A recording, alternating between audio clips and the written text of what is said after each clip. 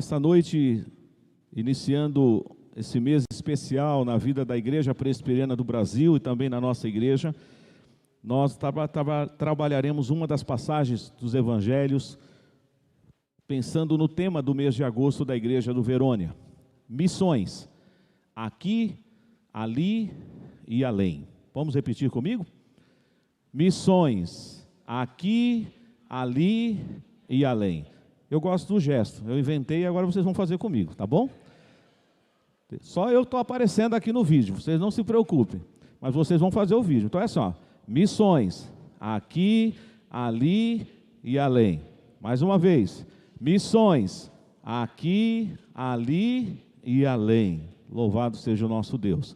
Abra a sua Bíblia no Evangelho segundo Marcos, capítulo 5. Marcos, capítulo de número 5, leremos os versos 1 até o versículo de número 20. Marcos, capítulo 5, versos 1 a 20. Façamos a leitura, irmãos, a uma só voz da palavra de Deus. Entre mentes chegaram à outra margem do mar, à terra dos Gerazenos. Ao desembarcar, logo veio dos sepulcros ao seu encontro um homem possesso de espírito imundo, o qual vivia nos sepulcros, e nem mesmo com cadeias alguém podia prendê-lo, porque, tendo sido muitas vezes preso com grilhões e cadeias, as cadeias foram quebradas por eles e os grilhões despedaçados, e ninguém podia subjugá-lo. Andava sempre de noite e de dia, clamando por entre os sepulcros e pelos montes, ferindo-se com pedras. Quando de longe viu Jesus, correu e o adorou, exclamando com alta voz: que tenho eu contigo, Jesus, Filho do Deus Altíssimo? Conjuro-te por Deus que não me atormentes. Porque Jesus lhe dissera: espírito imundo, sai desse homem. E perguntou-lhe: qual é o teu nome? Respondeu ele: Legião é o meu nome, porque somos muitos. E rogou-lhe encarecidamente que os não mandassem para fora do país. Ora, pastava ali pelo monte uma grande manada de porcos. E os espíritos imundos rogaram a Jesus, dizendo: manda-nos para os porcos, para que entremos neles. Jesus o permitiu. Então, saindo os espíritos imundos, entraram nos porcos, e a manada, que era de cerca de 2.000, precipitou-se despenhadeiro abaixo para dentro do mar, onde se afogaram. Os porqueiros fugiram e o anunciaram na cidade e pelos campos. Então saiu o povo para ver o que sucedera. Indo ter com Jesus, viram o endemoniado, o que tivera a legião, assentado, vestido, em perfeito juízo, e temeram. Os que haviam presenciado os fatos, contaram-lhes o que acontecera ao endemoniado e acerca dos porcos, e entraram a rogar-lhes que se retirasse da terra deles. Ao entrar Jesus no barco, suplicava-lhe o que fora endemoniado, que o deixasse estar com ele. Jesus, porém, não lhe permitiu, mas ordenou-lhe: vai para a tua casa, para os teus, anuncia-lhes tudo o que o Senhor te fez, e como teve compaixão de ti. Então ele foi e começou a proclamar em Decápolis tudo o que Jesus lhe fizera, e todos se admiravam. Amém. Palavra do Senhor, parte do Evangelho do nosso Senhor Jesus Cristo. O nosso maior exemplo para sermos missionários é o nosso próprio Jesus. Jesus é o nosso maior exemplo de um missionário. Nós falamos muito do apóstolo Paulo, e não é errado dizer que depois de Jesus, talvez o apóstolo Paulo, como bandeirante da fé, seja aquele que se destaca nesta fileira dos homens de Deus, Mas antes de Paulo, vem Jesus. E não tem ninguém acima de Jesus. Esse é aquele que tem o nome que está sobre todo nome, e que a palavra de Deus diz que por este nome importa que sejamos salvos. Então, quando nós olhamos nesta noite para esse trecho, uma passagem que certamente você já leu em outras ocasiões, nós vamos aprender como o nosso Senhor Jesus é maravilhoso e Ele não mede esforços para ir ao encontro de um pecador. O Senhor Jesus não mudou o seu expediente, Ele não mudou a sua forma de agir, mas hoje Ele continua fazendo isso através da minha vida, da sua vida, da nossa vida, da vida da igreja. Porque ainda na nossa sociedade, guardadas as devidas proporções, porque é grave o texto que nos ensina nessa noite sobre esse homem que estava possesso de espíritos malignos, há muitos endemoniados por aí. E eu sei que às vezes falar isso dentro da igreja presbiteriana soa como, opa, aqui não, pastor, a nossa igreja não dá muito ibope para isso, e não damos ibope mesmo para o inimigo, nós damos ibope para Jesus, mas nós não podemos subestimar o poder do diabo. E neste texto está claro para aqueles que ainda acham que não existe possessão demoníaca, porque tem gente que acha que não existe. Eu já conversei com algum pastor, o senhor me desculpe, não concordo, mas aí eu falo, querido, o problema não é você pedir desculpa para o pastor, você tem que falar com Jesus. Porque Jesus expulsou espíritos malignos de muitas pessoas. E no caso aqui, deste homem. Então não tem como eu burlar a palavra de Deus, dizer o que a palavra de Deus não está dizendo. Eu não posso ir além, mas eu não posso ficar aquém também. Jesus vai ao encontro de um homem que estava escravizado, não por um demônio apenas, mas por milhares de demônios. Aí fora, irmãos, existem pessoas assim. Sabiam disso? Talvez você trabalhe com pessoas que estão oprimidas e escravizadas pela obra maligna. Talvez, eu sei que é muito grave dizer isso, mas talvez entre os seus patrícios, entre os seus familiares, alguém esteja sendo escravo de Satanás. Nós não devemos ter medo do diabo. A Bíblia diz que nós devemos nos sujeitar a Deus, resisti-lo e Ele fugirá de nós. Revestidos da armadura de Deus, nós podemos então, em nome do Senhor Jesus, ser o instrumento nas mãos de Deus para libertarmos muitas vidas que estão escravizadas por Ele. Mas o que eu quero que nessa noite você volte para casa atento é, o nosso Senhor Jesus não mediu esforços para alcançar uma vida. Uma vida. Às vezes nós achamos que a igreja gasta um tempo, investe em projetos, e aí quando o resultado é uma vida, alguns chegam a dizer, mas só um? Só um fruto? Todo esse esforço, todo esse movimento, e a colheita é uma vida? Na perspectiva de Jesus, não é assim que ele pensa, porque uma alma realmente vale mais que 1000. Se Deus trouxer 10, se Deus trouxer 20, se Deus trouxer 30 e assim por diante, aleluia, louvado seja Deus. Mas a palavra de Deus diz, nas parábolas registradas em Lucas capítulo 15, que quando um pecador se arrepende aqui na terra, tem festa no céu. Não precisa nem ser 10, nem 20. Basta um homem aqui dobrar os seus joelhos na terra e confessar, Jesus é o meu Senhor e meu Salvador, tem festa no céu. Neste dia teve festa no céu. Este homem foi liberto de uma escravidão terrível. Não é um quadro bonito, não é uma cena bonita de se ver e de se presenciar, mas a igreja não deve temer, porque maior é o que está em nós do que aquele que está no mundo. O mundo jaz no maligno. O príncipe desse século é Satanás, mas nós servimos a um Deus que é sobre todas as coisas. E o diabo sabe disso. Ficou bem claro na leitura que na hora em que Jesus chega naquela cidade, mal ele sai do barco, os demônios reconheceram Jesus. Eu sei que isso às vezes fica estranho para nós. E eles não só reconheceram Jesus, como eles exclamaram quem era Jesus. E se você já leu o Evangelho segundo Marcos, no Evangelho segundo Marcos, Jesus muitas vezes pedia para as pessoas se calarem. Não fala quem eu sou, não fala que fui eu que fiz um milagre, não fala que fui eu quem te curou.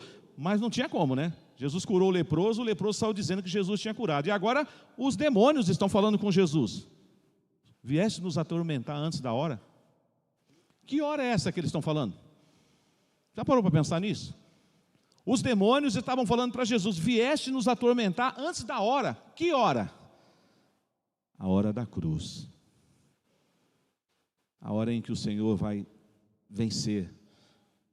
E a hora em que, depois de todas as coisas se completarem, Jesus voltar para nos buscar gloriosamente, Ele lançará no inferno Satanás e os seus anjos todos, e depois será lançado no lago de fogo e enxofre. É o que a Bíblia diz. Já disse isso numa outra ocasião, mas vale a pena repetir. Esse lance que nós criamos de que o inferno é o quartel-general do diabo é mentira. O diabo está na terra, passeando por ela, como foi dito lá no livro de Jó. O inferno foi preparado para o diabo e os seus anjos. Ele será arremessado para lá. Então não diga, é de lá que emana todas as ordens malignas. Não. Porque senão a gente vai querer criar aquela ideia de equilíbrio de forças, né? A força do mal, a força do bem. Não, meus irmãos. Ele tem poder, mas o nosso Senhor tem todo o poder. O Evangelho de Marcos vai mostrar para nós, nesses capítulos que estamos lendo aqui, que antecedem esse texto que eu li, e também o próximo capítulo, que o nosso Senhor Jesus, Ele tem poder, por exemplo, sobre o tempo, sobre os fenômenos da natureza, porque Ele repreendeu a fúria do mar. E uma coisa que me chama a atenção nesse texto, é que Jesus, após ter passado um longo dia ensinando parábolas aos seus discípulos, vai caindo à tarde, Ele se despede da multidão, entra no barco com seus discípulos. Aí alguém diria, mas não poderia deixar para o outro dia? Não poderia ser no outro dia? Já estava anoitecendo. Ele entra no barco com seus discípulos e ele diz, atravessemos para outra margem.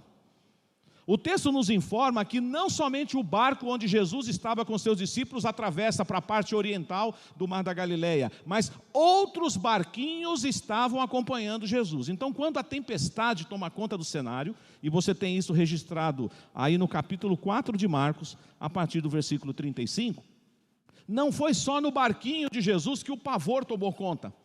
Todos os outros barcos que estavam naquela região foram afetados por aquela tempestade. Mas o desespero que a Bíblia registra para nós foram os apóstolos, porque Jesus estava dormindo sob o travesseiro. Ele sabia que os discípulos tinham que passar por essa prova, que ele deveria ensinar então que ele tem toda a autoridade e todo o poder para repreender as fúrias do vento, da tempestade. Mas agora, nesse texto que nós acabamos de ler, ficará evidenciado também que ele tem todo o poder para libertar aqueles que estão oprimidos pelos espíritos malignos. E se você continuar o texto, você vai ver que na história de Jairo, ele vai também declarar para aquelas pessoas, eu tenho todo o poder para trazer alguém que está morto, novamente a viver. Portanto, você percebe, Jesus está acima de tudo e de todos. Ele é o nosso maior exemplo de uma pessoa que se envolveu com o projeto de pregar as maravilhas do reino de Deus, a beleza do Evangelho. E eu quero chamar a sua atenção para uma coisa muito interessante, lembrando do tema que estamos trabalhando nesse mês. Esse tema, missões, aqui, ali e além, está amparado por Atos 1:8. Mas recebereis poder, ao descer sobre vós, o Espírito Santo, e sereis minhas testemunhas, tanto em Jerusalém, como na Judéia e Samaria, e até os confins da terra. Mas é interessante que o nosso Senhor Jesus, Ele não começou o ministério dele em Jerusalém. De onde eram os apóstolos? Eles eram todos galileus. Uma ala talvez mais discriminada. Jesus começou o seu ministério na Galileia, mas ele não ficou restrito à Galileia. Da Galileia ele vai passar por outros lugares, ele vai para Jerusalém, e ele vai chegar até as regiões de Tiro e Sidom, ou seja, dentro daquela fronteira mais próxima ali daquela região, ele até entra em território gentílico, como é o que vai acontecer nesse texto. Então eu quero convidar você, só para como pano de fundo, compreendermos a estratégia de Jesus como um missionário, o nosso maior missionário, aquele que veio a este mundo enviado pelo Pai, e ele vai cumprir cabalmente a missão, quando nós lemos, por exemplo, no Evangelho segundo Mateus, capítulo 4. Mateus capítulo 4. Olha só, vamos juntos fazer essa leitura. Versículos 23 a 25, vamos ler? Percorria Jesus toda a Galileia, ensinando nas sinagogas, pregando o evangelho do reino e curando toda sorte de doenças e enfermidades entre o povo. e a sua fama correu por toda a Síria. Trouxeram-lhe então todos os doentes, acometidos de várias enfermidades e tormentos, endemoniados, lunáticos e paralíticos, e eles os curou. E da Galiléia, Decápolis, Jerusalém, Judéia e da além do Jordão, numerosas multidões o seguiam. Essa era a estratégia do ministério dele. A partir da Galiléia, o Senhor então vai pregando o evangelho do reino. É chegada a hora de falar do Messias, da promessa que os profetas anunciaram no Antigo Testamento. Mas vamos mais uma vez ver aí no capítulo 9 de Mateus, ampliando um pouco a nossa imagem da estratégia de Jesus. Mateus capítulo 9, versos 35 a 38. Vamos ler. E percorria Jesus todas as cidades e povoados, ensinando nas sinagogas, pregando o evangelho do reino e curando toda sorte de doenças e enfermidades. Vendo ele as multidões, compadeceu-se delas, porque estavam aflitas e exaustas como ovelhas que não têm pastor. E então se dirigiu a seus discípulos: a seara, na verdade, é grande, mas os trabalhadores são poucos. Rogai, pois, ao Senhor da seara que mande trabalhadores para a sua seara. Nesses dois textos, Mateus capítulo 4 e agora Mateus capítulo 9, nós temos um resumo da ação missionária, da obra vicária que Cristo vai cumprir lá na cruz, mas da maneira como ele conduziu-se entre nós nos 3 anos do seu ministério terreno. Jesus não ficou em um único lugar, Jesus não ficou estacionado e parado, dizendo às pessoas: venham, venham que eu vou atender vocês. Jesus vai ao encontro das pessoas. Jesus anda nas vilas, Jesus entra pelos povoados, Jesus vai ao templo, Jesus vai à sinagoga, Jesus entra na casa de pessoas, Jesus atravessa o mar para buscar uma pessoa. Por isso, com certeza, o nosso Senhor Jesus pregava aqui, ali e além. Ele não estava restrito a um lugar apenas. E quando voltamos lá no texto de Marcos, somos então deparados com essa informação de que o dia já tinha declinado, gente. O texto informa para nós aí, conforme você pode olhar, o texto vai nos informar que, versículo 35 do capítulo 4, vai falar que quando eles saem da outra margem do mar da Galiléia em direção à cidade dos Gerazenos ou Gadara, está escrito aí no verso 35, naquele dia, sendo já tarde, disse-lhe Jesus: passemos para outra margem. O texto não diz isso, mas eu vou ousar afirmar que Jesus não disse para os seus discípulos o que eles iam fazer do outro lado. Jesus simplesmente falou assim: entrem no barco, nós temos uma missão do outro lado. Mas o que vai acontecer lá? Entrem no barco. Irmãos, quem quer cumprir a ordem do Senhor Jesus não questiona a ordem dele, obedece. Talvez nessa noite o Senhor está falando comigo e com você: entra no barco, nós vamos atravessar para o outro lado, porque do outro lado tem alguém que precisa ouvir a minha palavra. Você está disposto a entrar no barco? Sem saber o que vai acontecer no percurso, hein? Porque você sabe o que vai acontecer no percurso: tempestade, ventos fortes. Às vezes você até fala assim: eis-me aqui, Senhor, envia-me a mim, eu estou pronto para te servir. Aí você pisa no barco, tempestade aqui, tempestade ali. Aí você diz: eu não estou entendendo, Senhor. Eu pedi para o Senhor me usar, eu me entreguei nas tuas mãos, para o Senhor me usar como o Senhor quiser. Mas por que essa tempestade? Para testar a sua fé, para testar a sua motivação para você fazer a obra. Porque às vezes, irmãos, nós que estamos na igreja, nós que temos a alegria de estar aqui, nós podemos às vezes realizar a obra do Senhor pela motivação errada. E a motivação do nosso coração tem que ser uma, em primeiro lugar: a honra e a glória do nosso Deus. Como está lá no Salmo 96, anunciai entre as nações a sua glória. É isso, irmãos, que nós temos que fazer. E eu anuncio e proclamo a glória do Senhor pregando o genuíno evangelho. Então esses homens serão testados durante essa tempestade. E se Jesus disse: nós vamos atravessar, Não caberia, assim, dúvida no coração deles para dizer, será? E se acontecer alguma coisa? Não, nós vamos chegar lá. Por isso que Jesus até dormiu.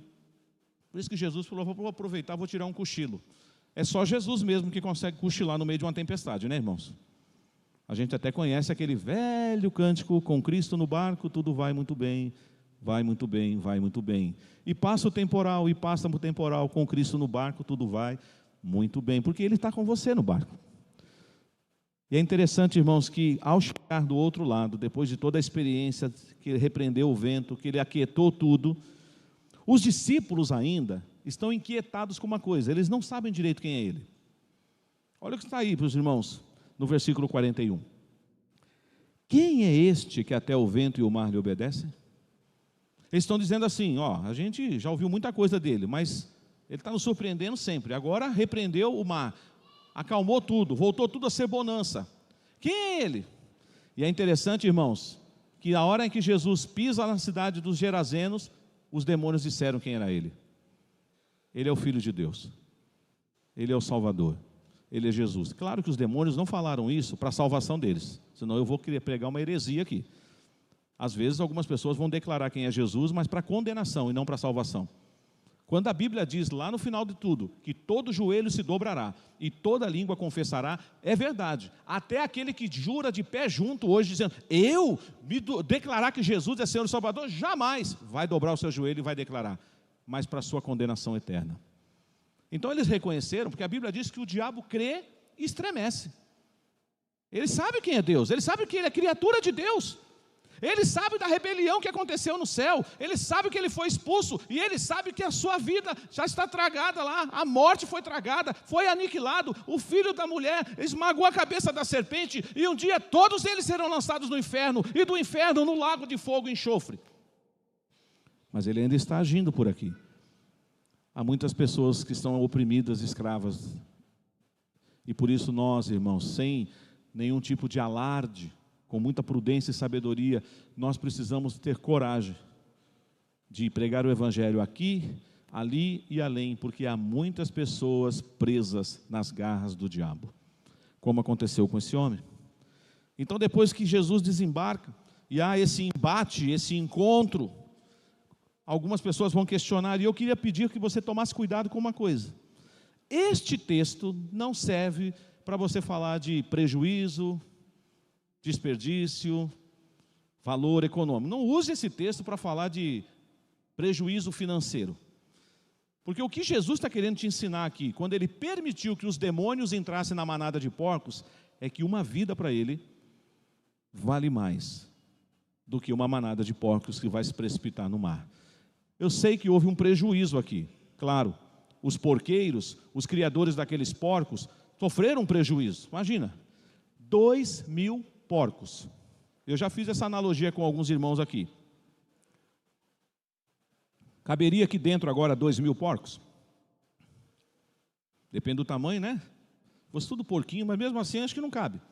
Vamos ter que esparramar pela rua. Já imaginou? Tenta construir a cena. Deus te deu capacidade para você fazer isso. Imagine uma manada de 2.000 porcos passando ali.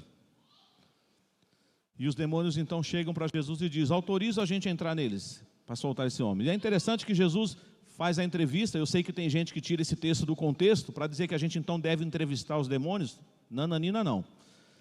Mas por que ele que entrevistou aqui? E perguntou, qual é o seu nome? E ele respondeu o quê? Legião. E aí é claro que essa palavra legião te leva a pensar numa outra coisa. Uma escolta romana. O exército de Roma, que era constituído de 3.000 a 6.000 soldados. Uma legião romana era de 3.000 a 6.000 soldados. Então ele disse, somos muitos, uma legião. E aí você pode imaginar uma pessoa, um homem tendo dentro de si milhares de demônios, oprimindo, escravizando, subjugando, humilhando, maltratando, porque a palavra de Deus diz que o ladrão veio para roubar, matar e destruir.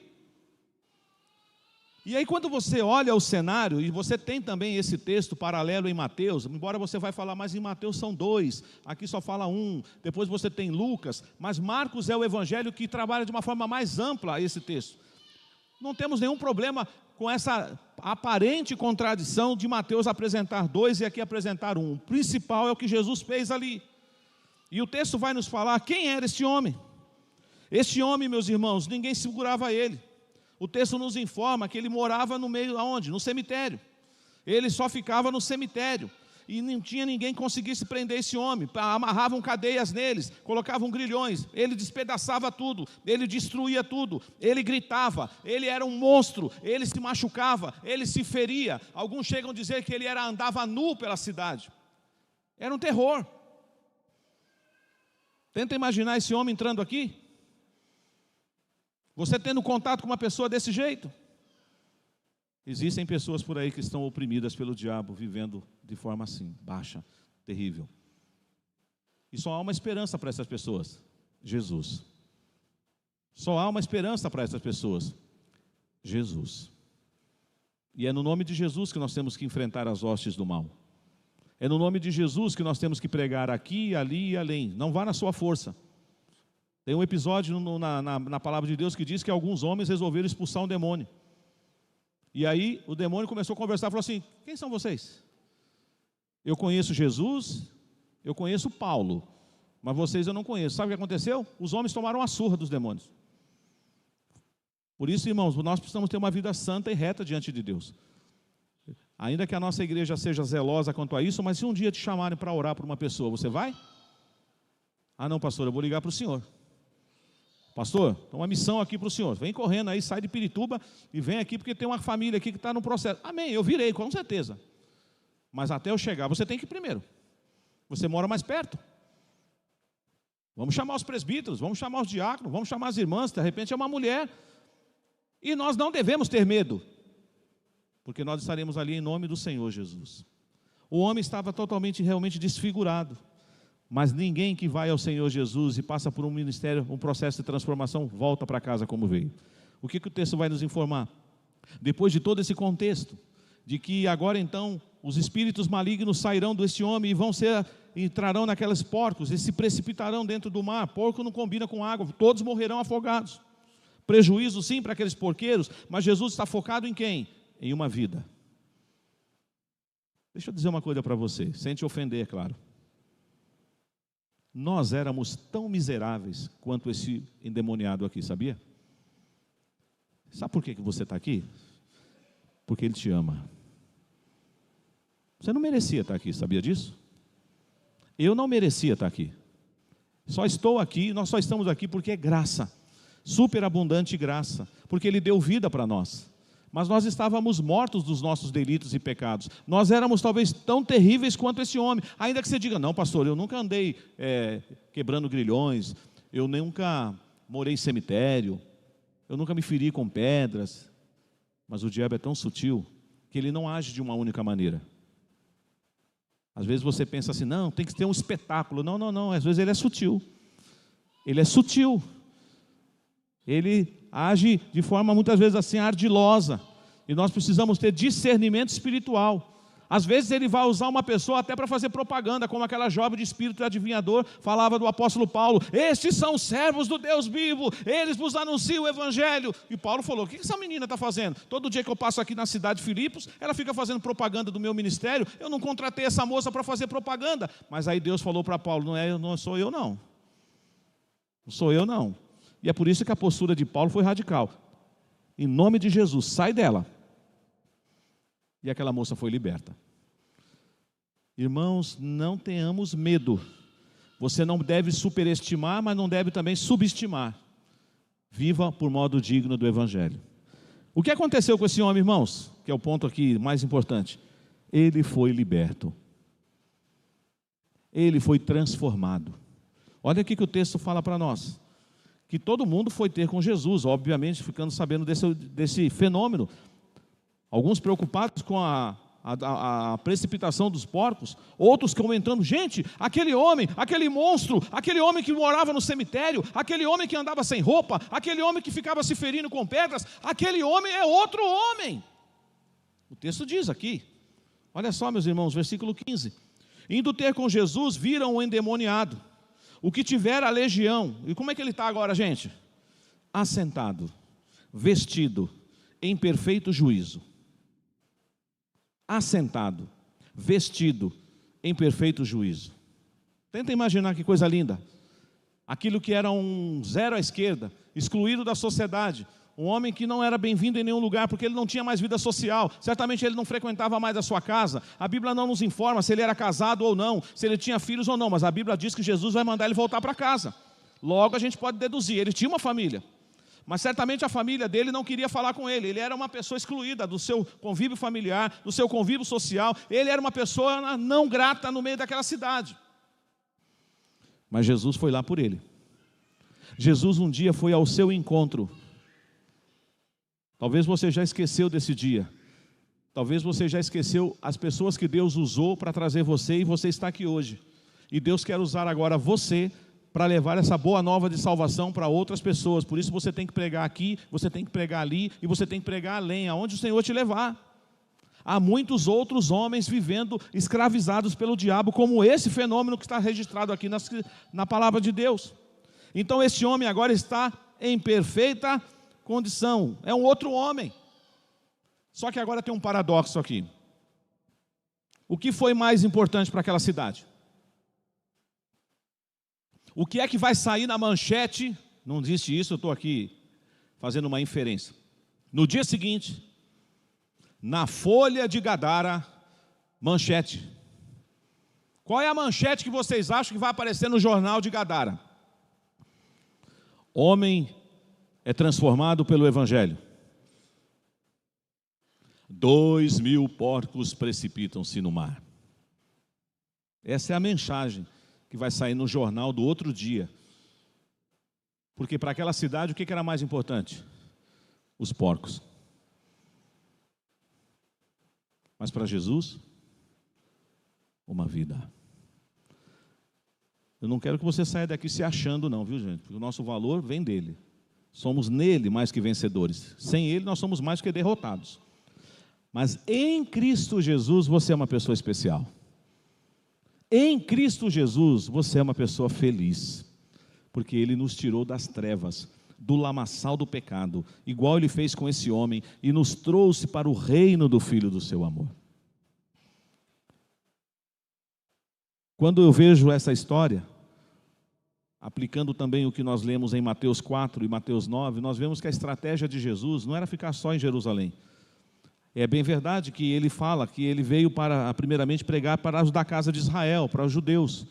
Mas fica muito claro no ministério terreno de Jesus que ele também apontava, ele mostrava que Jesus também estava vindo para outras regiões. Por isso que se você olhar aquilo que ele falou em Atos 1:8, ele cumpriu no próprio ministério dele. Ele pregou em Jerusalém? Pregou. Ele pregou na Judéia? Pregou. Ele pregou em Samaria? Pregou. E ele pregou até os confins da terra. Ele pregou até os confins da terra. Quando nós lemos aquele registro da mulher Ciro-Fenícia, é difícil, né? A mulher vem clamando desesperada, porque a filha dela está o que também? O que a filhinha dela está? Atormentada, possuída por demônios. Só que a mãe não traz a filha. A mãe chega num local onde Jesus está participando de uma refeição. E a mãe começa a clamar, e Jesus parece que despreza a mulher, ignora a mulher. Chega uma hora que Jesus tem que falar com todas as letras: eu não posso deixar a mesa para servir os cachorrinhos. Imagina você, minha irmã, ouvindo isso. Jesus falando: eu não posso deixar a mesa para servir os cachorrinhos. A mulher poderia falar assim: opa, vou me recolher a minha insignificância, me chamou de cachorra, vou para casa. Mas o que foi que aquela mulher falou? Sim, Senhor, não tem problema, eu sou uma cachorrinha, mas os cachorrinhos comem das migalhas que caem da mesa do seu Senhor. O que Jesus falou para ela? Pode ir embora, mulher, a sua filha está curada. Às vezes Jesus prova a nossa fé de uma forma que, abre aspas e fecha aspas, absurda, incompreensível. Porque no primeiro momento você diz assim: Jesus foi insensível. Jesus não poderia já ter falado: a sua filha está curada. Mas Jesus estava querendo ensinar uma coisa para aquela mulher. Aquela mulher não pertencia à comunidade dos judeus, ela veio de outro lugar, ainda que fosse fronteira. Jesus então prega o evangelho e ele vai mostrar isso porque ele veio romper barreiras, ele veio quebrar paradigmas, ele fala com os excluídos, ele conversa com gente imunda, ele conversa com uma mulher que tem fluxo de sangue, ele entra na casa de pecadores, ele janta e almoça com pecadores, ele é apelidado de glutão, de beberrão, de filho de Belzebu, mas ele prega o evangelho aqui, ele prega o evangelho ali, ele prega o evangelho além. E nós temos que pregar também. É interessante que, como eu fiz aqui essa inferência do jornal do dia seguinte, a manchete certamente não era essa: homem que vivia morando no cemitério volta para casa em sã condição. Não, essa não é a matéria. A manchete será: 2.000 porcos se precipitam no mar. O que a cidade fez com Jesus? Depois que identificaram, viram, o testemunho está ali, o homem está ali, ó, sentadinho, vestidinho, em ordem, em perfeito estado. A cidade que fez um clamor para Jesus: sai daqui, desapareça da nossa cidade, nós não queremos você aqui, Jesus. Jesus foi convidado a se retirar daquele lugar.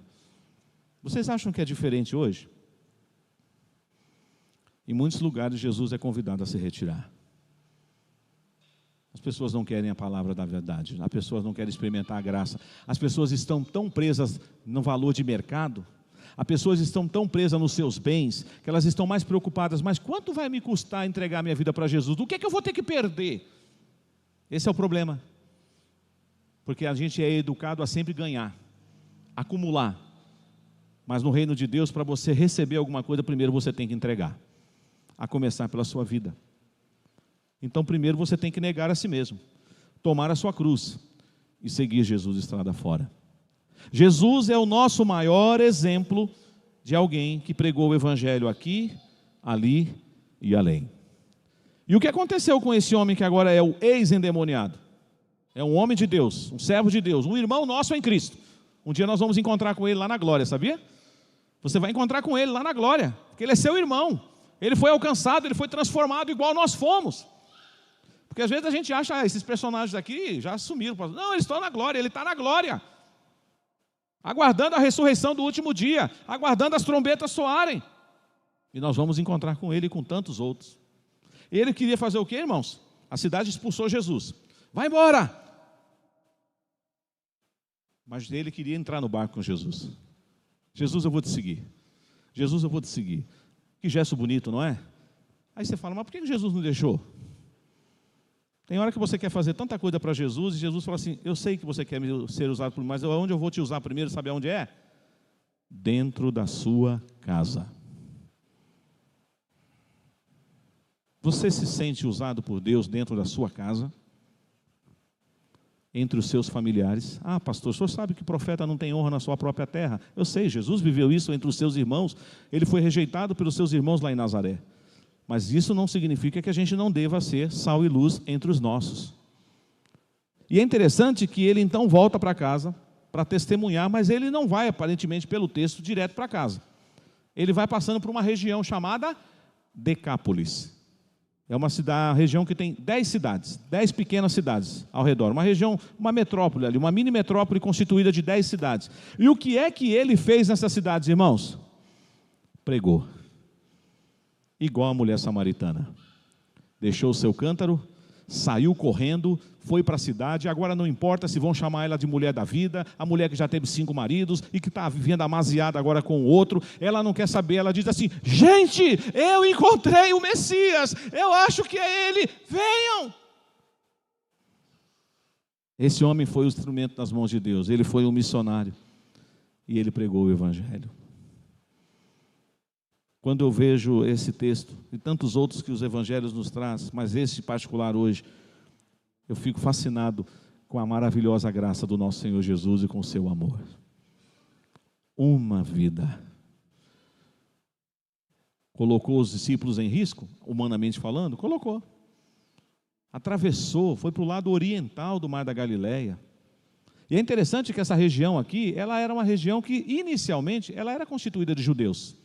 Porque são aquelas 2 tribos que, quando estava sendo distribuída a terra prometida, lembram que teve 2 tribos que não quis atravessar o Jordão? Fizeram ficar do outro lado. Eles são descendentes daquela tribo. de Gade. Mas aí, ao longo do tempo, eles foram se misturando. Tanto é que judeu come porco. Uma cidade que tem uma manada de 2.000 porcos, é porque ali não tinha muito judeu não, gente. Ali era povo gentil. Ali era um campo missionário. Ali era uma cidade transcultural. E Jesus foi lá, pregou o evangelho para uma vida. Então um dia, se alguém te chamar para ir na casa de uma pessoa, fala assim, mas quantas pessoas tem lá? Só tem uma. Mas chama mais gente, vai lá. Eu nunca vou esquecer dessa frase que eu aprendi com um dos meus professores no seminário. Ele falou assim, cuidado, Gilberto, para você não ficar condicionando a mensagem que você vai pregar com o tamanho do auditório que você vai pregar. Ele diga assim, prega para 1, como se fosse para 1.000. Pregue para 1.000, como se fosse para 1. Às vezes Deus vai me levar para falar para uma pessoa. Às vezes Deus pode me levar para falar para muitas pessoas. Deus pode estar te chamando nessa semana para você falar para uma pessoa. Uma pessoa. Jesus fez isso. Não seja eu e você que vai ficar falando assim, reúne aí um grupinho, reúne 10, aí eu vou. Não diga isso. Se Deus está mandando você falar para uma pessoa, fale para uma pessoa. Mas eu vou ter que fazer uma viagem, pastor. Faça uma viagem. A minha mãe gosta muito de usar um termo que ela diz assim, às vezes ela vai visitar os parentes dela, mas ela fala, não é viagem para matar a saudade, é viagem missionária. Estou visitando os meus parentes que ainda não conhecem Jesus. Você faz viagem missionária com a sua família? Você vai lá, você vai desfrutar, vai comer um bolinho gostoso, vai ficar na casa lá hospedado, mas você sabe que você está indo lá com outro objetivo. Senhor, usa a minha boca, usa meus lábios, usa a minha vida, mesmo que às vezes eu tenha que permanecer em silêncio, mas que a tua luz brilhe naquele lugar, porque eu quero alcançar aquela família, pertence à minha casa. Prega o evangelho. Jesus vai com você, sabia? Você não está só. Ele vai junto. Ele te conduz, mas nós somos desafiados nessa noite a pregar aqui, ali e além. Jesus não mediu esforços para alcançar este homem perdido, excluído, um monstro da sociedade. Mas lamentavelmente, assim como nós estamos vendo hoje nos Jogos Olímpicos, alguns estão incomodados com o testemunho dos nossos jovens, que estão dizendo, Jesus é o caminho, e a verdade, e a vida. Alguns estão incomodados quando vê uma atleta cantando um louvor na entrevista. Aleluia, irmãos.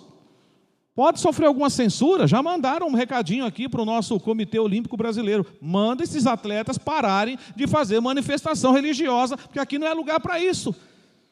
Mas na abertura pode desonrar o povo de Deus. Mas isso faz parte da Bíblia, viu, gente? Eu aprendi semana passada, conversando com o meu filho, que ele ouviu isso do pastor dele, ele falou, pai, a gente não deveria ficar tão assim assustado com o que aconteceu na abertura das Olimpíadas. Por quê? Porque bem-aventurados são aqueles que são perseguidos por causa do meu nome. Se estão incomodando, se nós estamos incomodando, vamos se preparar.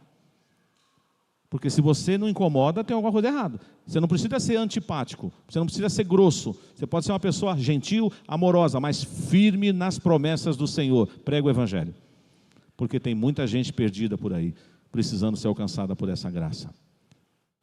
Volte para casa pensando assim, Senhor Jesus, o Senhor foi lá, naquela cidade, por causa de uma vida, e eu estou sendo tão negligente, porque eu não quero pregar, às vezes como foi cantado aqui nessa noite, eu não tenho coragem de atravessar a rua. Porque às vezes a gente fala assim, eu não tenho esse chamado, pastor, para ir para a Etiópia, para ir para a África, para ir para o Paraguai, para ir para o México, para ir para a Guatemala, para ir para a Europa. Não, o meu chamado é para estar na igreja. Tá bom, querido, aqui é muito bom, mas nós fomos chamados para ser sal e luz lá fora. O Senhor nos envia para o meio dos lobos, para fazermos a diferença. Isso tem que ser um estilo de vida seu, no seu cotidiano, porque você não trabalha à toa naquela empresa que você trabalha. Deus te colocou ali para você ser bênção. Você não estuda naquela escola, naquela universidade à toa. Deus te colocou ali para você ser sal e luz. Você não mora naquele condomínio à toa. Deus te colocou ali porque você vai ser bênção naquele lugar. Você não mora naquela rua à toa. Deus vai usar a sua vida naquela rua. Você não mora naquele bairro à toa. Deus escolheu a sua casa para viver naquele bairro porque Ele quer te usar. Você não mora na cidade de São Paulo à toa. E assim por diante. Deus quer nos usar.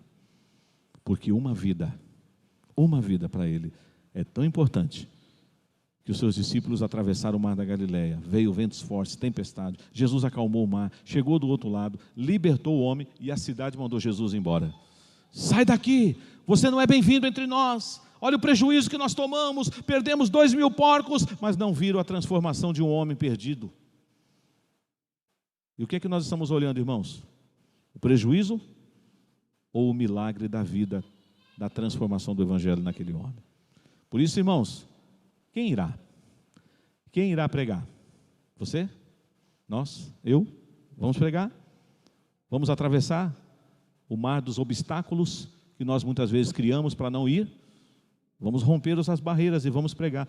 Pastor, para um? Para um. Eu sei que a eleição é de Deus. Ele já escolheu antes da fundação do mundo. Eu sei que quem salva é Ele. Mas você já sonhou, você já desejou? Faça essa oração, diz assim: Senhor, me dá um filho. Me dá uma filha, Senhor. Mas eu não estou pedindo, não estou falando de controle de natalidade agora não. Estou falando de gerar nas suas entranhas espirituais. Eu quero ter a bênção de ter um filho na fé.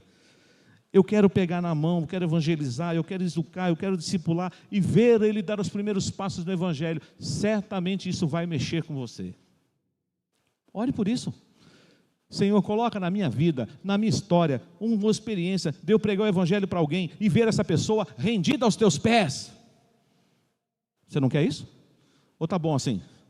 Não, pastor, está bom. Deixa eu quietinho no meu cantinho. Mas você foi chamado para pregar. E não é só um chamado, é uma ordem.